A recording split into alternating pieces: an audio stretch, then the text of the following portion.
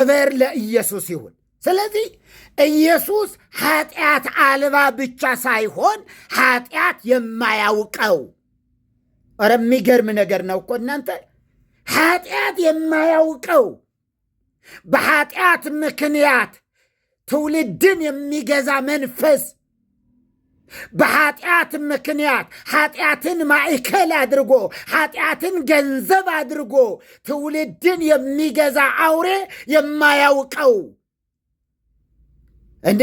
ከዚያ ውጭ የሆነ ሥጋ የለበሰ ነው። 2 ዓይን ያለው ጆሮ ያለው እንደ ሰው የቆመው እንደ ሰው የሚበላ እንደ ሰው የሚጠጣ እንደ ሰው የሚደክም ግን ዲያብሎስ ያልገዛው አዲስ አንድ ሰው ተገኘ። የሚገርም ነው። የማያውቀው ዋው! ኃጢአት የማያውቀው ብቸኛ ለኃጢአት መሥዋዕት ለመሆን የተላከ ከሰማይ የተላከ የምድር ያይደለ የሰማይ። ክብር ለኢየሱስ ይሁን። የምድር ያይደለ የምን የሰማይ ያችሁ የሰማይ መኑ ውእቱ ዝንቱ ሥጋ ለቢሶ ዘሞአኒ አለ። መኑ ውእቱ ዝንቱ ሥጋ ለቢሶ ዘሞአኒ፣ ሥጋ ለብሶ ያሸነፈኝ ይህ ማን ነው? ደራሲያን እዚህ እስራኤል ታልሙድም መኑ ውእቱ ዝንቱ ሥጋ ለቢሶ ዘሞአኒ፣ እንዴ ሥጋ ለብሶ ያሸነፈ ይህ ማን ነው? አያችሁ፣ በመንፈስ ቅዱስ ግብር የተጸነሰ ኃጢአት የማያውቀው በልዩ ሕይወት በልዩ የእግዚአብሔር አሰራር የተወለደ በልዩ የእግዚአብሔር አሰራር የተወለደ አብ የሚያውቀው አብ ልጄ ነው የሚለው ብቸኛ። የሚገርም ነገር ክፋት በሰለጠነባት ምድር ላይ በጽድቅ የተመላለሰ በናዝሬት ክፋት በሰለጠነባት በናዝሬት መንደር የተገኘ ግን ናዝራውያን የሚያደርጉት ክፋት ግን የማያውቀው የሚገርም ነገር ነው እኮ የኢየሱስ እድገት። ኃጢአትን ሊያስወግድ ሲመጣ ኃጢአት ከነገሰባት በኃጢአት ከምትታወቅ ከተማ ኖረ። በኃጢአትም ሳይፈተን የሚገርም ነው እኮ ከናዝሬት መልካም ነገር ይወጣልን የተባለላት በጣም በክፋቷ ከምትታወቅ ናዝሬት አንድ የጽድቅ ሰው ተገኘ። አያችሁ፣ አንድ የጽድቅ ሰው ምን አለ ተገኘ። ይህ ነው እኮ የሚያስገርመው። ይህንን ነው እኮ ማወቅ ያለብን፣ እናውቀው ዘንድም ደግሞ የተገባን። ይህ ነው በቂ መስዋዕት የሆነ ወደ ማንም እንዳንሄድ በቂ የሆነ የተሰጠን ሀብተ እግዚአብሔር።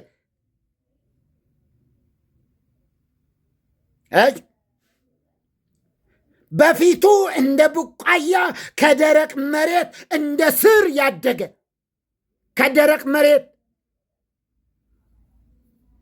እግዚአብሔር የተባረከ ይሁን። እና ስለዚህ ህዝቡ ያለው ነገር እንዲሁ መንደርደር ያደረግኩት ንፈቅድ እንተ ንርአዮ ለኢየሱስ፣ ኢየሱስን እናየው ዘንድ እንወዳለን። ነቢያት በሩቁ አዩት፣ ተሳለሙት። ዋው! ማንም ማንንም አላየም። ሙሴን አዩ አይልም። አብርሃምን አዩት አይልም። ማንን አዩት?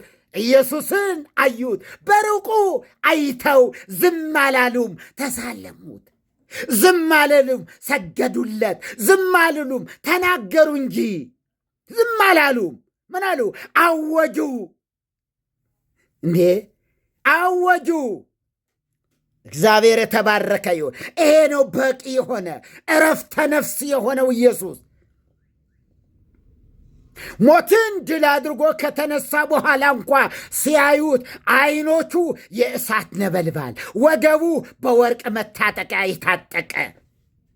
በጣም የሚገርም ነገር ነው እኮ የእሳት ነበልባል የሆኑ አይኖች ያሉ ጠልቀው መግባት የሚችሉ አይኖች እነማ ባነስማ ኤልዛቤል የወደቀችበትን ጓዳ የወደቀችበትን አልጋ ማየት የሚችሉ አይኖች ያሉት።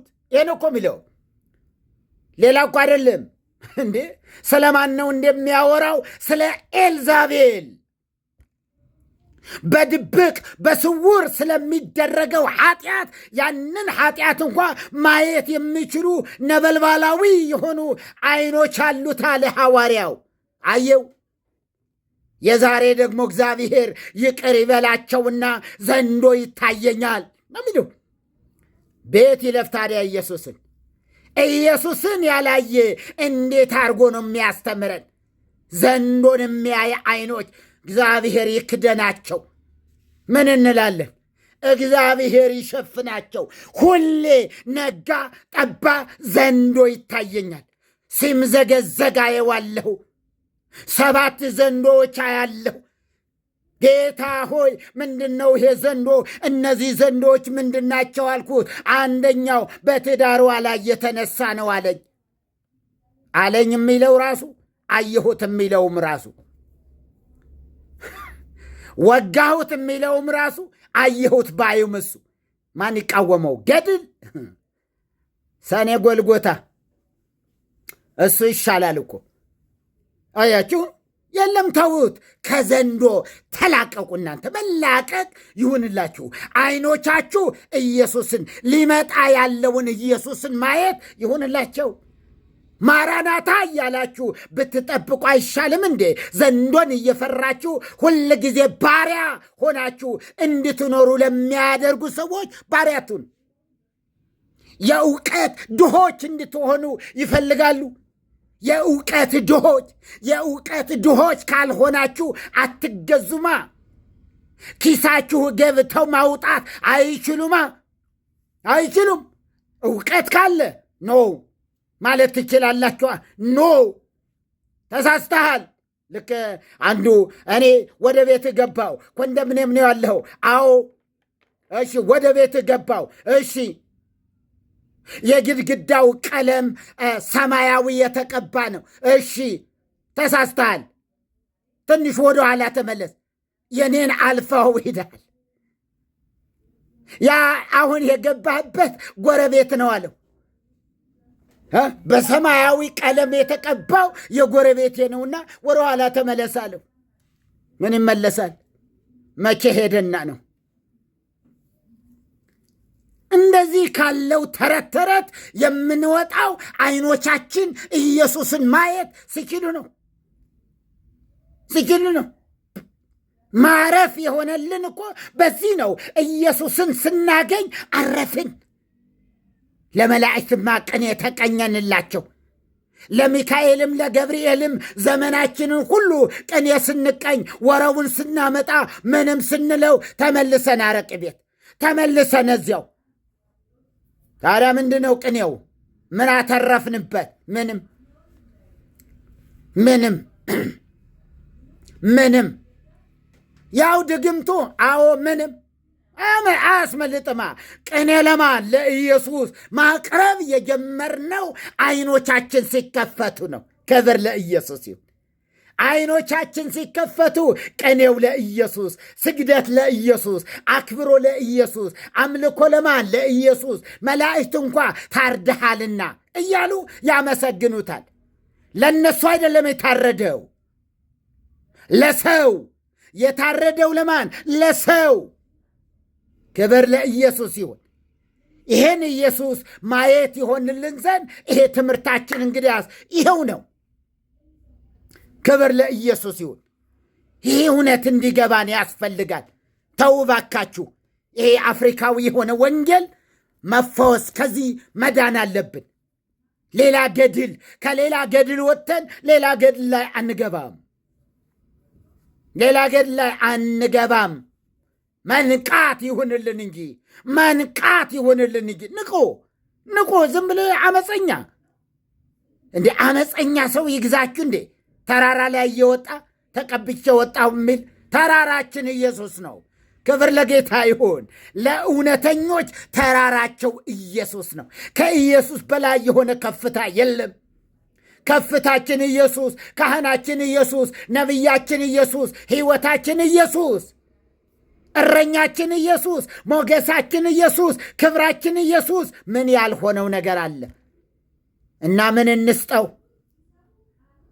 ያንስበታል። ሕይወታችን ገንዘባችን አይደለም። ከገንዘብ እልፍ ያለ ሕይወትን ይጠይቃል። እንግዲህ ገንዘቡ የሚፈልገው ያ ሰውዬ ነው። ኢየሱስ ግን ኪስሽ ላይ ያለው ገንዘብ ሽንኩርት እንድትገዥበት፣ ጤፍ እንድትገዥበት ይፈልጋል። ክብር ለኢየሱስ። እርሱ ሕይወትን ሰጠን። በቂ የሆነ ሕይወት፣ በቂ የሆነ ደም አፈሰሰ እና ሌላ ምን ባይ ነው? ምን ነቅበዘበዘው? ምን ባይ ነው? ኧረ ማረፍ ይሁንላችሁ እህቶቼ፣ ወንድሞቼ፣ ማረፍ ይሁንልን ከመቅበዝበዝ ሕይወት። ሰዎች ከውጭ ሀገር ወደ አዲስ አበባ ይመጣሉ። ነቢይ እንትና ጋ ልሂድ ብለው አይሆንላቸውም እና አዋሳ ደግሞ ልሂድ ልሞክር። ሙከራ የሚባል ነገር የለም በእግዚአብሔር ቤት። የለም ሙከራ ብሎ ነገር የለም። የምን ሙከራ ነው? የምን መንከራተት ነው? ሪፈር አይጽፍም ጌታ፣ ሪፈር አይልም። እርሱ ይፈውሳል። አያችሁ፣ ገንዘባዋ ሁሉ ከስራ ያች ሴት ታውቃላችሁ፣ ያላትን ሁሉ ከሰረች፣ ጨረሰች። አሁን ብቻውን ያለ ገንዘብ የሚያድነው ኢየሱስን አወቀቻ። ያለ ገንዘብ የማያስፈልገው፣ ብር የማይፈልግ፣ ሀብት የማይፈልግ፣ ሕይወት ብቻ፣ ልብ ብቻ የሚፈልገውን ኢየሱስን አየች። ወይኔ ገንዘብ አጣሁ እንጂ እባካችሁ አበድሩኝ፣ ኢየሱስ የሚባል አለ፣ እሱ ጋር ልሂድ አላለችም፣ አልወጣትም። እና ምን አለች? የልብሱን ጫፍ የነካው እንደሆን እድናለሁ አለቻ። ኢየሱስ ክርስቶስ ጌታ ነው። ዛሬ እንደዚህ ነው የሚሆንላችሁ። የእርሱን በእምነት ልብሱን እነካለሁ በሉ። በእምነት ዙፋኑን እነካለሁ በሉ። በእምነት ሰው ጋር ከሆናችሁስ እዚያው ትቀራላችሁ። እዚያው ነው የምትቀሩ። በልሚያዋጣ ከሆነ ቀጥል ይላችኋል። ካዋጣሽ ቀጥይ። የሚያዋጣን እግዚአብሔር ብቻ ነው። በቂ የሆነ አንድያ ልጁን ሰጠ እንጂ አእላፍ ሰዎችን አልሰጠም። የለም ዘይት የሚባል የለም። እልፍ ያለ የመንፈስ ቅዱስ ቅባት ተቀበል። በመንፈስ ቅዱስ ተቀባል። እናንተ ደግሞ በኑግ ዘይት ጭራሽ እንደ ኑግ ዘይት ያውም እኮ ወይኔ አያችሁ፣ ያውም የወይራ ዘይት እኮ የለም። የኑግ ዘይትን እንዲሁ እየቸረቸሩ አንዱ ምን አለ ንስሐ ሲገባ እንዲሁ ንስሐ ግባ እስኪ እንዲሁ ያደረግከው ነገር እንዲሁ ምናምን ነገር እያልኩት ከዚያ በኋላ እንዲሁ ሳውጣጣ ሁሉ ነገር እንዲሁ 5 ሊትር ዘይት ወደ 2000 እንትን ላይ አደረግኩታል። 2000 የሚያክል ቢልቃጦች ላይ አደረግኩና ከዛ ፓክድ ማድረጊያ ማሽን አለች፣ በእሷ እየታተመ አለቀ። ከዛ ፎቶግራፍ ማድረግ ነው ከሰማይ የመጣ ይመስል። ወገኖቼ ይሄ እኮ አይደለም። ኧረ እግዚአብሔር ይርዳን። ክብር ሁሉ ለኢየሱስ ይሁን። እንግዲያ ስለ ኢየሱስ ነቢያቱ ካሉት ደግሞ እንደዚሁ ልነሳ። ባለፈው በጣም በደንብ አይተን ነበረ ኢየሱስ ማን እንደሆነ። ወደ ሰውነቱ እንመጣለን፣ ወደ ትስብእቱ እንመጣለን። ግን በብሉይ ኪዳን ዘመን በዚያ ኪዳን ነቢያት ምን አሉ? ሊመጣ ስላለው መሲህ ምን ብለው ተናገሩ? ማን ነው ብለው አወጁ? የሚለው ነገር እያየን ነበረ። እግዚአብሔር ነው ብለው አወጁ። እንግዲያ ሊመጣ ያለው እግዚአብሔር ነው። አንድ እግዚአብሔር ነው ብሎ ለሚያምን ሕዝብ፣ አንድ እግዚአብሔር ነው ብሎ የሚያምን ነቢይ፣ የእግዚአብሔር መንፈስ ግን ሲያናግረው ከእውቀቱ በላይ የሆነ ነገር እርሱ ራሱ ከሚያውቀው በላይ ያናግረዋል። ምን ነበረ ያልከው ቢባል እኔ ምን አውቃለሁ? ያናገረኛ መንፈስ እንዲህ አለ። ሙሴን ጠይቁት፣ ሰውን በመልካችን እንደ ምሳሌያችን እንፍጠር ያልከው ምን ማለት ነው? አንድ አይደለም እንደ እግዚአብሔር ብትሉት፣ አዎ አንድ ነው። ታዲያ ምን አልክ? ታዲያ ምንድን ነው የጻፍከው? የጻፍኩትን ጽፌአለሁ። ምን ይበልጣል? ይህን ማለት የምችለው እንጂ ሶስት አካል አለ ብለው እንዴት ሆነው? ስለዚህ ነቢያቱ ከአእምሯቸው፣ ከእውቀታቸው፣ ከስጋዊ እውቀታቸው በላይ የሆነ ነገር ይናገሩ ነበረ። እግዚአብሔር መሆኑን የሚገልጹበት በጣም እያችሁ በብሉይ ኪዳን ዘመን እግዚአብሔር ተብሎ የተጠራበት ክፍል በአዲስ ኪዳን ዘመን ደግሞ በተለዋጭ ኢየሱስ ተጠርቶባቸዋል። በብሉይ ኪዳን ዘመን ማን የተባለ? እግዚአብሔር የተባለባቸው ክፍሎች ኢየሱስ ተጠርቶባቸዋል። እያችሁ እግዚአብሔር አብን ለማመልከት መጽሐፍቶቹ እግዚአብሔርን በግሪኩ ቲዎስ የሚለውን ቃል ሲጠቀሙ እግዚአብሔር ወልድን ለመጠቀም ደግሞ ጌታ በግሪኩ ኪሪዮስ። አያችሁ፣ ቴዎስና ኪሪዮስ ለወልድና ለአብ የተለየ ገጽታ አላቸው። ወደ ቃል ወደ ጥቅሱ እስክንሄድ ኢሳይያስ 40 ከ3-5 ላይ ኢሳይያስ ምዕራፍ 40 ከቁጥር 3-5 እንዲህ ይላል። የአዋጅ ነጋሪ ቃል የእግዚአብሔርን መንገድ በምድረ በዳ ጥረጉ። የማን መንገድ? የእግዚአብሔርን መንገድ። ልብ በሉ። የማን መንገድ? የእግዚአብሔርን መንገድ። በኋላ የሚለው ደግሞ እናየዋለን። ነቢዩ የእግዚአብሔርን መንገድ ጥረጉ አለ። ምን መንገድ አለ ለእግዚአብሔር? ምንድነው መንገዱ? ስለማን ነው የሚያወራው? ጥረጉ፣ ለአምላካችንም ጎዳና በበረሃ አስተካክሉ። ሸለቆ ሁሉ ከፍ ይላል፣ ተራራውና ኮረብታውም ሁሉ ዝቅ ይላል፣ ጠማማውም ሁሉ ይቃናል፣ ስርጓጉጡም ሜዳ ይሆናል፣ የእግዚአብሔርም ክብር ይገለጣል። ሥጋ ለባሹ ሁሉ በአንድነት ያየዋል። ማንን? የእግዚአብሔርን ክብር ያደል? የእግዚአብሔርን ክብር ምን ይላል? የእግዚአብሔር ክብር ይገለጣል። እንዴት? ከዛስ ሥጋ ለባሽ ሁሉ ያየዋል። ማን ነው የእግዚአብሔር ክብር? ኢየሱስ። የእግዚአብሔር ክብር ጎድሏቸዋል አለ ሮሜ ምዕራፍ 3 21 22 23 ላይ ከሰው ዘር የጎደለው ነገር ምንድን ነው? የእግዚአብሔር ክብር። ማን ነው ይህ የእግዚአብሔር ክብር? ኢየሱስ የእግዚአብሔር ክብር ሆኖ መጣና የጎደለበትን የትውልድን ክፍተት ደፈነ። ሕዝቡን ከእግዚአብሔር ጋር ለማስታረቅ ይህንን አደረገ። ክብር ለኢየሱስ ይሁን። አደረገ፣ አስታረቀን። ከራሱ ጋር ያስታርቅ ነበር እንዳለ በክርስቶስ። በማን? በክርስቶስ። ማን? እግዚአብሔር አብ። እግዚአብሔር አብ በማን? በክርስቶስ በኩል ሰዎችን ከራሱ ጋር ያስታርቅ ነበርና የመታረቂያ ድልድዩ እግዚአብሔር የተከለው የጽድቅ ዛፍ የተባለው ኢየሱስ። ክብር ለኢየሱስ ይሁን እና ስለዚህ ሥጋ ለባሹም ሁሉ በአንድነት ምን ይለዋል? ያየዋል። የእግዚአብሔር አፍ ይህን ተናግረዋልና አለ። እግዚአብሔር ይመስገን። ይህ ቃል ፍጻሜውን ያገኘው ወይም ደግሞ እውን የሆነው ኢየሱስ ክርስቶስ በሥጋ በተገለጠ ጊዜ ነው።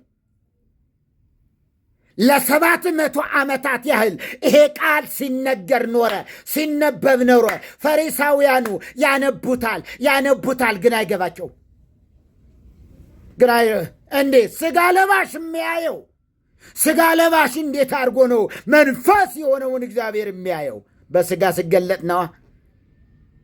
ክብር ለኢየሱስ ይሁን። በሚታይ በሚጨበጥ አካል ሲገለጥ ነዋ። እና ሥጋ ለባሽ ሁሉ በክርስቶስ በኩል የእግዚአብሔርን ክብር አየ። የእግዚአብሔርን መንገድ በምድረ በዳ ጥረጉ የተባለው በሥጋ ለተገለጠው ለእግዚአብሔር ወልድ መንገድን ጠረጓ። ይሄው በኋላዬ የሚመጣ ከእኔ የላቀ ነው አለ። ከእኔ የላቀ ነው። መንሹ በእጁ ነው። የሚገርም ነው እኮ። መንሽ ያለው ማንም ነቢይ የለም። መንሽ ያለው ነቢይ አልተወለደም። መንሽ ያለው አባት አልተገለጠም፣ አልኖረምም። መንሹ በእጁ የሆነለት ግን ኢየሱስ ብቻ ነው፣ ለእግዚአብሔር ወልድ። በማቴዎስ ምዕራፍ 3 ቁጥር 3 ላይ ሐሳቡ በግልጽ በዚህ ቦታ ላይ ተጽፏል። የተባለለት ይህ ነውና በሚል አያችሁ፣ የእግዚአብሔርን መንገድ ጥረጉ የተባለለት ይህ ነውና። ማን? ኢየሱስን። ይህ ነውና በሉቃስ ወንጌልም ምዕራፍ 3 ከ3 ከ6 ላይ የእግዚአብሔር መንገድ የተባለው በማቴዎስና በሉቃስ ደግሞ የጌታ መንገድ ተብሏል። የእግዚአብሔር መንገድ የተባለው የጌታ መንገድ ተባለ። ጌታ የሚለው ቃል ደግሞ በዕብራይስጡ እግዚአብሔር ራሱን ለሙሴ የገለጠበት ያህዌ ነው። ኢየሱስ ማን ነው? ጌታ ነው። ኢየሱስ ማን ነው? ፈጣሪ ነው። ኢየሱስ ማን ነው? እግዚአብሔር ነው። ክብር ለኢየሱስ ይሁን። ራሱ እግዚአብሔር በሥጋ የተገለጠ አምላክ። ታዲያ አምላክ የሆነው እርሱ በሥጋ ከተገለጠ፣ እኛን ለማዳን በሥጋ ከተገለጠ፣ እርሱን ከመቀበል ውጪ ምን ሊኖረን?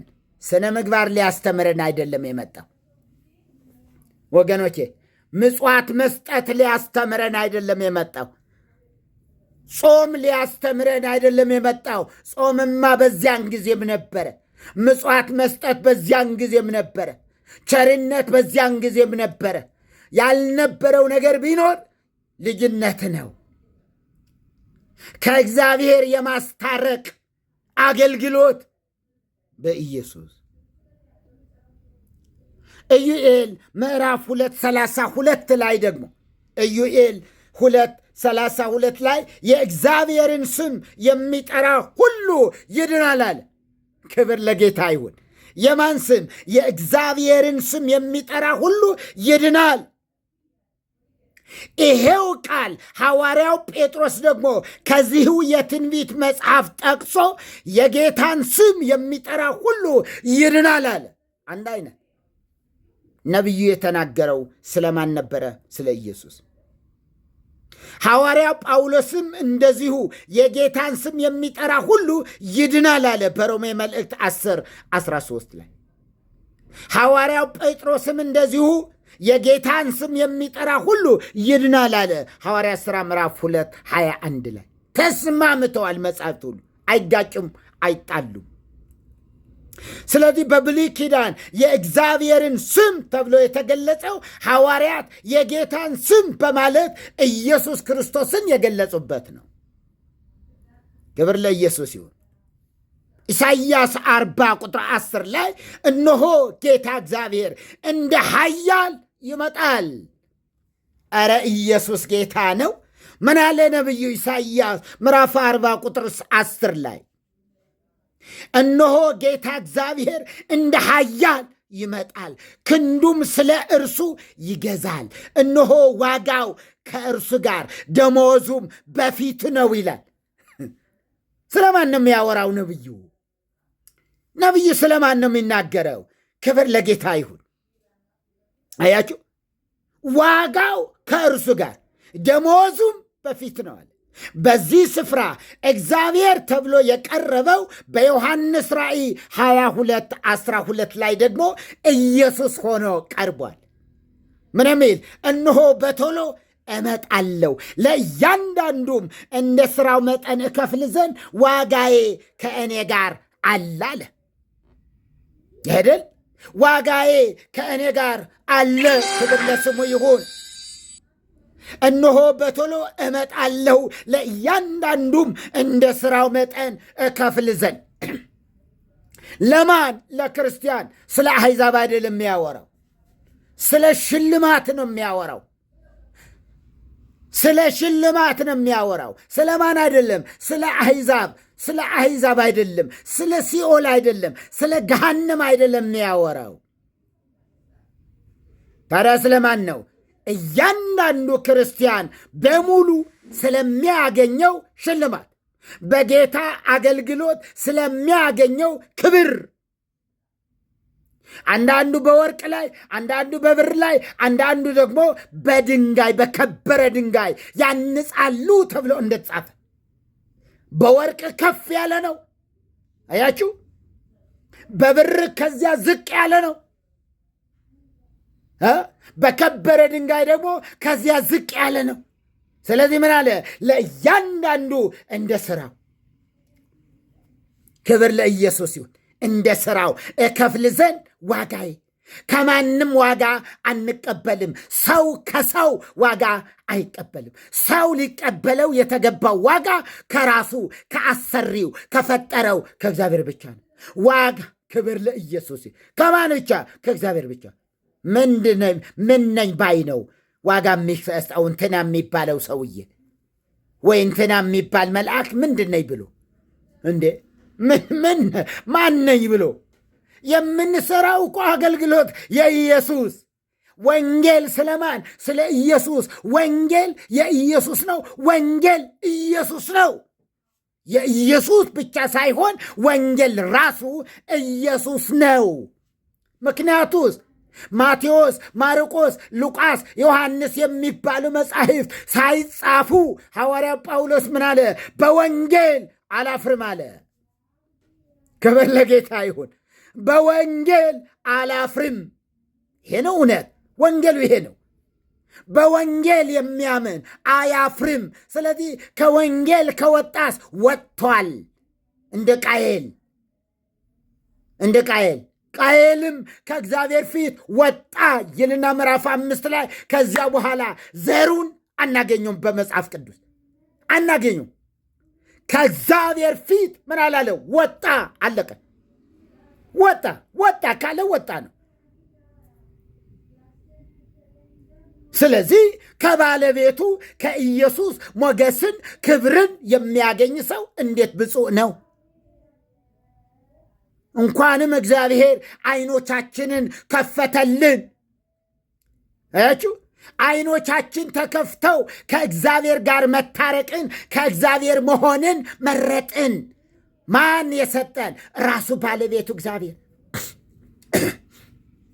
አልነበራችሁም እንጂ አንድ ቀን መቼም እንደግመዋለን። በጊዜው በጣም ጥቂት ናችሁ የሰማችሁትና ዮሐንስ ማነው ይቅርታ ዘፍጥረት ምዕራፍ 3 ላይ በደንብ አይተነው ነበረ። ታስታውሳላችሁ።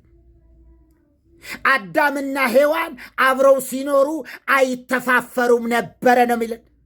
ራቁታቸው እያሉ ራቁታቸው ሆነው ሳሉ ግን አንዳች የሆነ መተፋፈር የሚባል አልነበረም። ምክንያቱስ ዓይኖቻቸው ለኃጢአት የተገለጡ አልነበሩምና። ዓይኖቻቸው ለጽድቅ ለጻድቁ ለእግዚአብሔር ብቻ ተገልጠው ነበር። ጆሮቻቸው የእግዚአብሔር ድምፅ ብቻ ይሰሙ ነበረ። ሰይጣን መጥቶ ግን አነቃቸው።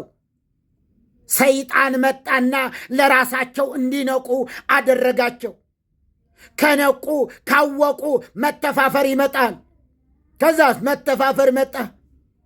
አያችሁ፣ መተፋፈር መጣ። ለምን ነቋ? ለራሳቸው ለዓለም ሕያዋን ሆኑ። አያችሁ፣ ለራሳቸው ነቁ፣ ለዓለም ሕያዋን ሆኑ፣ ለእግዚአብሔር ግን ሞቱ። 3 ነገር ለራሳቸው መንቃት ሆነላቸው፣ ለዓለም ሕያዋን ሆኑ። አያችሁ፣ ለዓለም እና ለሰይጣን ሕያዋን ሆኑ። ለእግዚአብሔር ግን ሞቱ። አዲስ ኪዳን ላይ ስንመጣ የዚያ ተቃራኒ ይሆናል። ለራሳችን እንሞታለን፣ ለዓለም እንሞታለን፣ ለእግዚአብሔር ግን በክርስቶስ ሕያዋን እንሆናለን። ክብር ለጌታ ይሁን። ያ ነው የዛ ነጸብራቅ ነው የሆነው። እዚህ የሆነው ይሄ ነው። አዳም በጊዜው ሞተ ስንል በምንድን ነው የሞተው? በነፍስም ሞተ፣ በስጋም ሞተ፣ በመንፈስም ሞተ። ያልሞተ አካል አልነበረም። የቀረ አካል አልነበረም። በምንም መንገድ ቢሆን በነፍሱም ሞተ፣ በስጋም ሞተ፣ በምኑ ያልሞተበት ብልት አልነበረም። በእንትኑ ሞተ፣ በእንትኑ ግን ነበረ የሚባልለት አይደለም። ከየት እንዳመጡትን እኔ ምን አውቃለሁ? አንዳንድ ሰዎች እንዲሁ 930 ዓመት ኖረዋል በስጋ። ሞተ ማለት ወደ መቃብር መውረድ ነው እንዴ? ሞተ ማለት እኮ ከእግዚአብሔር ጋር ምን ማለት ነው? መለያየት ነው እኮ። ከእግዚአብሔር ጋር ያለውን ህብረት ምን ማለት ማቆም፣ እሱ ነው እኮ ሞት የሚባል። ከእግዚአብሔር ጋር መለየት አይደል? ታዲያ በስጋ ወደ እግዚአብሔር ይቀርብ ነበር እንዴ? በመንፈሱ ሞተ፣ በስጋ ግን ምናምን ብሎ ነገር የለም። አዳም ሞተ፣ አለቀም። ማን ነው የሞተ? አዳም። በምኑ? በቃ አዳም። ሌላ ምን አለ? አዳም። እንዴ በጣም ዘፍጥረት 3 ላይ ጥሩ አድርገን አይተነው ነበረ አንድ ጊዜ፣ እና ስላልነበራችሁ ነው አንድ ጊዜ ሌላ ጊዜ መድገም ግድ ይለናል። ምክንያቱ ሰዎች በመንፈስ በነፍስ በስጋ የሚሉት ነገር ስላላቸው እሱን እንዴት እንደሆነ በደንብ አድርገን እናየዋለን። ዘፍጥረት መጽሐፍ ላይ ማንም ቢሆን በመንፈስ ሞተ በስጋ ግን ነበረ የሚል አታገኙም። በብሉይ ኪዳን መጽሐፍ የትኛው መጽሐፍ ላይ አንብቡ፣ አታገኙም። ፈጠራውን እንተዋለን። ከእንደዚህ አይነት እንትን ህይወትም እንወጣለን። ክብር ሁሉ ለኢየሱስ ይሁን። ወደዚህ ስንመለስ ደግሞ ላከበረን ጌታ ስሙ ብሩክ ይሁን። እግዚአብሔር ይመስገን። እነሆ በተሉ ዋጋ በእሱ እጅ ነው ያለው። እርሱ ነው ያዳነን። ያዳነን እርሱ ከሆነ የገዛን እርሱ ነው፣ የላከንም እርሱ። ጴጥሮስ አይደለም የላከን፣ ጳውሎስ አይደለም የላከን። እኔም እስከ ዓለም ፍጻሜ ድረስ ከእናንተ ጋር እሄዳለሁ አለ፣ እኖራለሁ አለ። ሂዱ ያለ ማን ነው? ጌታ። ስለዚህ ዋጋ ከማን እንቀበላለን? ከእርሱ። ሂዱ ካለን ከገዛን። ጴጥሮስ ነው እንደ ጌታ የሆነን? ጳውሎስ ነው እንደ ጌታ የሆነን? ኢየሱስ ነው እኮ። ስለዚህ ዋጋ ከማን እንቀበላለን? ከኢየሱስ እንጂ ከጴጥሮስ የሚፈልጉ ቢኖሩ ጫካ ውስጥ አሳን የመፈለግ ያህል ነው የሚሆነው። አያችሁ፣ ጫካ ውስጥ ምንም ጥቅጥቅ ያለ ጫካ ላይ ሄዳችሁ አሳን አትፈልጉም፣ አይገኝም። ምንም አይገኝም። እንደዛ ነው የሚሆነው። ከሰው አይገኝም። እንደዚህ ነው የሚሆነው። ወደ ዳንኤል ምዕራፍ 7 ቁጥር 13 ደግሞ እንደዚህ ይላል፣ እነሆም የሰው ልጅ የሚመስል ከሰማይ ደመናት ጋር መጣ። ምን የሚመስል? የሰው ልጅ የሚመስል ከሰማይ ደመናት ጋር መጣ። በዘመናት ወደ ሸመገለውም ወደ ማን? ወደ አብ። ማን ነው በዘመናት የሸመገለ? እግዚአብሔር አብ። በዘመናት ወደ ሸመገለውም ደረሰ፣ ወደፊቱም አቀረቡት። እርሱን ወደፊቱ ምን አቀረቡት? ወገኖችና አሕዛብ በልዩ ልዩ ቋንቋም የሚናገሩ ሁሉ ይገዙለት ዘንድ። ይህ አይደለም እንደሚገርመው? ለማን ነው እየተገዛችሁ ያላችሁ? ለማን ነው የምትገዙ? ጌታ ያደረጋችሁት አለ ከኢየሱስ ውጪ? ተመለሱ። አንድ ጌታ፣ አንድ ጌታ። ለእርሱ መገዛት ይሁንልን። ይገዙለት ዘንድ ግዛትና ክብር መንግስትም ተሰጠው። ማን ሰጠው? በዘመናት የሸመገለው ተሰጠው። ግዛቱም የማያልፍ የዘለዓለም ግዛት ነው፣ መንግስቱም የማይጠፋ ነው አለ። ክብር ለጌታ ይሁን። ማን ነው ይሄ? ከሰማይ ደመናት ጋር ወደ ምድር የመጣው። ክብር ለኢየሱስ ይሁን። ከሰማይ የመጣው ታስታውሳላችሁ። ዘፍጥረት 1ን በምንተርክበት ጊዜ ሰማይ የሚለው ቃል ሙሴ በቀዳሚ ገብረ እግዚአብሔር ሰማየ ወምድረ ብሎ ሲያበቃ ምድርም ባዶ ነበረቻልና ምድርን እየተረከ እስከ ማቴዎስ 3 ላይ ደረሰ። ምድር ሰዎች ምንን ይተርካሉ? ምድርን። ሰዎች ምንን ይመኛሉ? ምድርን። ሰማይ ዝግ ነው፣ ዝግ ነው። እዚያው ዘፍጥረት 1:1 ላይ ትቶት እዚያው ተወው ሙሴ። እንዴት ብሎ ይተርከዋል? ያላየውን ሰማይ ያልነበረበትን ሰማይ እንዴት ይተርከዋል? እዚያው ትቶታል። ለባለቤቱ እዚያው ትቶታል። ባለቤቱ ይተርከው እዚያው። ክብር ለኢየሱስ ይሁን። ነቢያትም ቢሆኑ እየመጡ ምን ይሉ ነበረ? እነሆ ምን ነው ሰማያትን ቀደ ብትወርድ እያሉ ትንቢት ይናገሩ ነበር። ሰማያትን ቀደ ብትወርድ። መቼ ነው የሚቀደደው? ሲመጣ። ሥጋ ለባሽ ሁሉ የእግዚአብሔር ክብር የሚያየው ሰማይ ሲከፈት ነው። ሰማይ የሚባል ፕላኔት፣ ሰማይ የሚባል ዓለም የሚተርክልን ከሰማይ መጣ። ክብር ለጌታ ይሁን። ይሄን አይደለም እንደ ያየነው ባለፈው? ከሰማይ መጣ። በጣም ብዙ ነው ያመለጣችሁ ወገኖቼ። ዘፍጥረት 1 ጀምረን ያየነው። ከዛስ ሰማይ ለዘመናት ተዘግቶ ኖረ። ታዲያ የትውልድ ተስፋ ምን ነበረ? ከነአን። ተስፋቸው ምንድን ነው? ማርና ወተት። ከዚያ እልፍ ያለ የላቸውም። አልተጻፈም። የላቸውም። ከዚያ እልፍ ያለው ነገር ለወልድ የተተወ ነው። ከዚያ እልፍ ያለው ነገር ለኢየሱስ የተተወ ዓለም ነው። እግዚአብሔር የተባረከ ይሁን። ለእነርሱስ ከነአንን። ስለዚህ እሺ ብትሉ ለእኔም ብትታዘዙ የምድርን በረከት ትበላላችሁ። የምን መንግሥተ ሰማያት? እዚያው የምድርን በረከት ትበላታለህ እንጂ እንዲሁ እዚያው የምድር በረከት አለቀ። ለእግዚአብሔር የሚገዙ ሰዎች አይበደሩም፣ አይራቡም፣ አይጠሙም አለ። ራስ እንጂ ጅራት አትሆኑም አላቸው።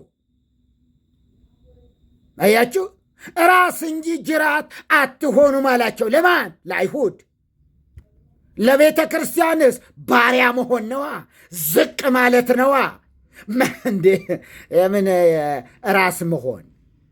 እዚያ ጋ ነው እኮ የሚያያዘው። እዚህ ያለ አውዱ ዝም ብላችሁ ራስ ለመሆን የምትመኙ ሰዎች እረፉ፣ ውረዱ፣ ከዛ ውረዱ።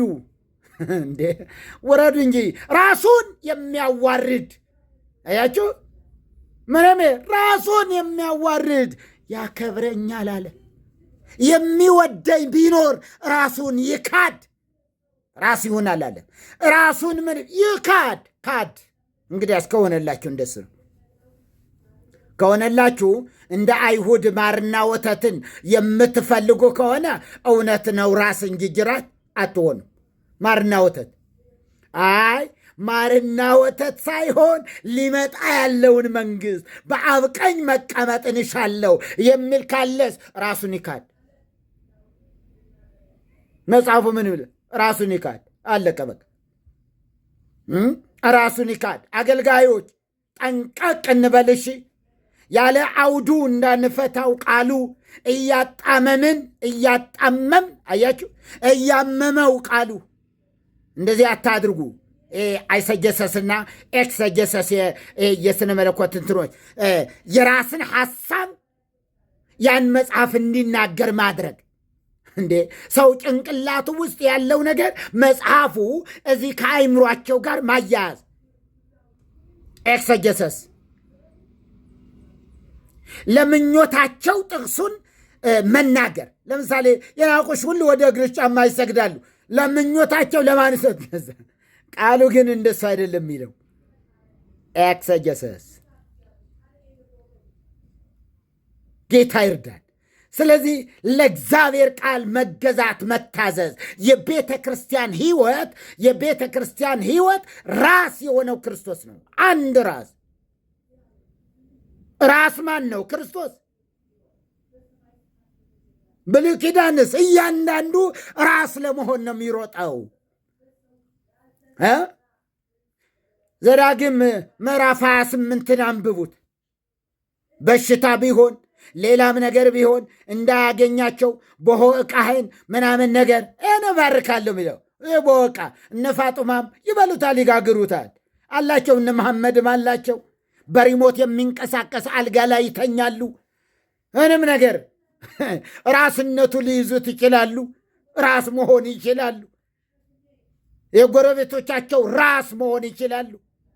የከተማው ራስ መሆን ይችላሉ። እንደና አላሙዲ ማገራችን እንደዛ ራስ ከፍ ያለውን ከፍታውን መያዝ እሱ እዛ ኪዳን ነው። ይሄኛው ኪዳን አይፈቅድም። ያ ኪዳን ነው። ያ የወደቀው ኪዳን ነው። ያ የተሻረው ኪዳን ነው።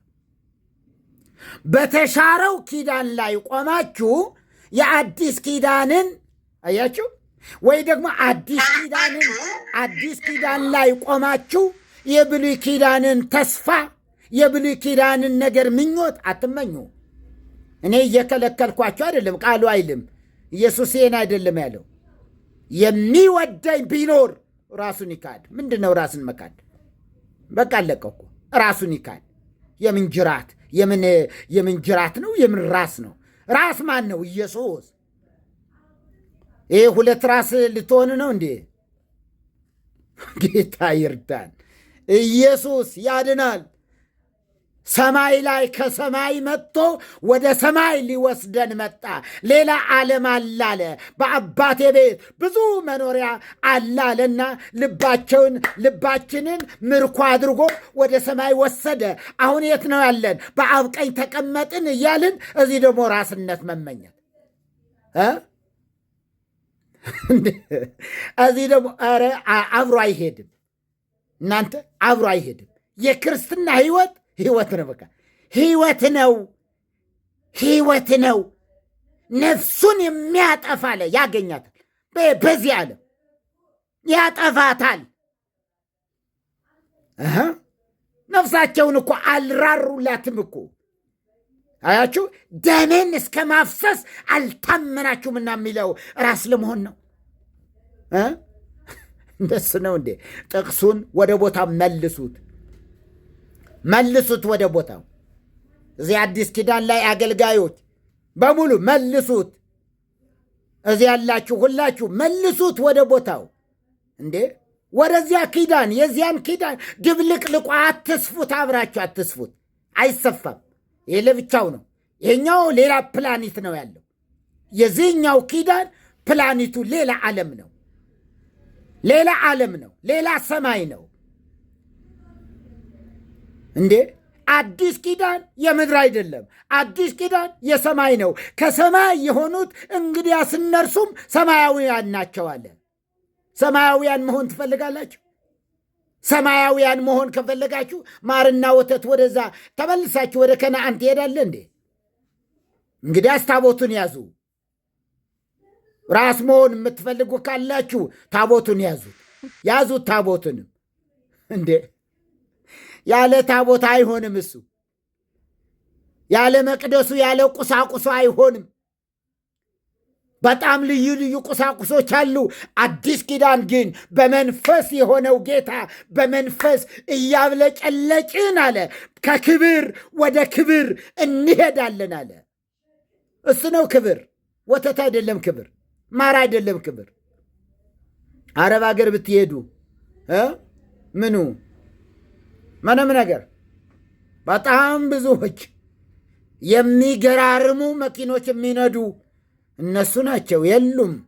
አንዳንዶቹ ዘሪዝ ነው ጋድ የሚሉ ናቸው። ግን ሀብታቸው ጉድ ነው። ሰማይ የደረሰ የኛ ኪዳን የኛ ተስፋ መሲሁን መጠበቅ፣ የመሲሁን መምጣት መጠበቅ። እሱ ነው ልባችን ላይ ያለው፣ እሱ ነው። ወገኖቼ ክብር ለጌታ ይሁን። በጣም ያበዛሁባችሁ ይመስለኛልና ግን ይሄው ነው ትንቢታዊ መልእክቱ ለክርስቶስ። እዚህ ዳንኤል ላይ ያየነው ነገር ምን ያለው? ይገዙለት ዘንድ ግዛትና ክብር መንግስትም ተሰጠው።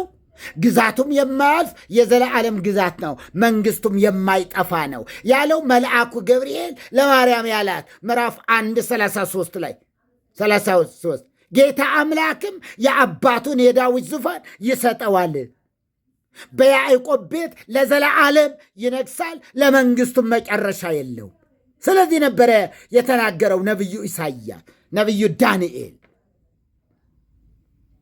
ደግሞም ወገኖችና አሕዛብ፣ ነገድ፣ ልሳናት ይገዙለታል፣ ያመልኩታል የተባለለት ደግሞ ኢየሱስ ስለመሆኑ በዚሁ በዳንኤል ክፍል በዳንኤል ምን ይላል? እነሆ ከሰማይ ደመናት ጋር መጣ። በጣም ብዙ ነው። ስለዚህ ይህን ሁሉ የምናይበት ቀጣዩ ጊዜ ደግሞ ይህን ከዚህ ጀምሮ እንሄድበታለን።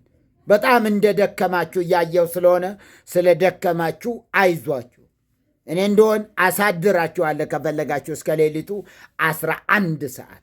የሰማነውን በእዝነ ልቦናችን ያሳድርብን። መልካም የሆነ ነገር ስለሆነ የሰማነው ቃል በእውነትም ልባችንን ይግዛ፣ እኛነታችንን ወደ ራሱ ይጠቅልለን።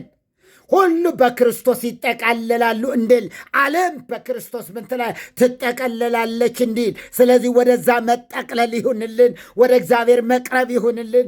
በምድር ላይ ያለችው የእግዚአብሔር መንግሥት ዜጎች፣ አገልጋዮች ነን። ሌላ መንግሥት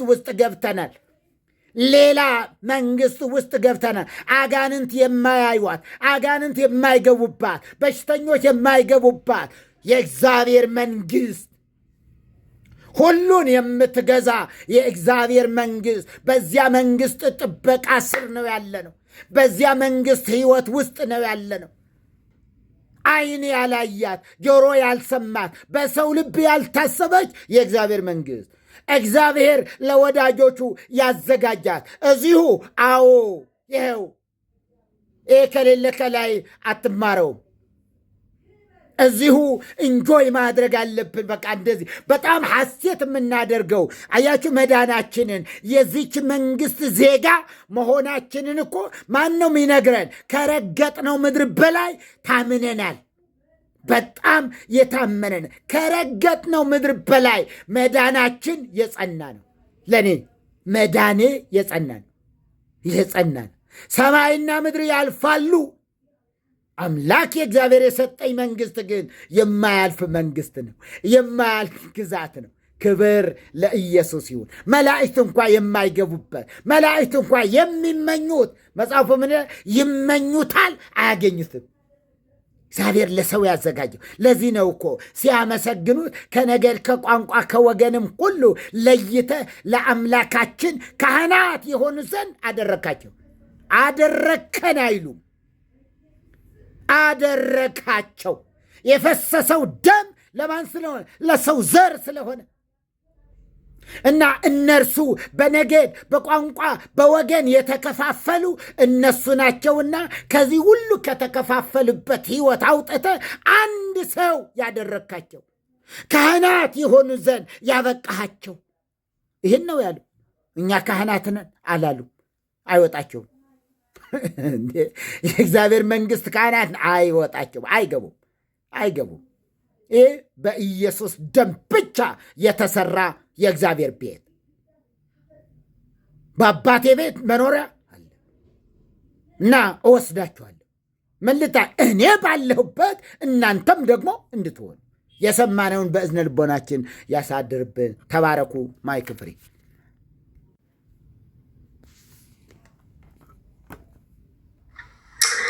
አሜን። ክብር ለእግዚአብሔር ይሁን። ተባረኩ። መርጌታ ጸጋ ይብዛልዎት። እኛ አልደከመንም።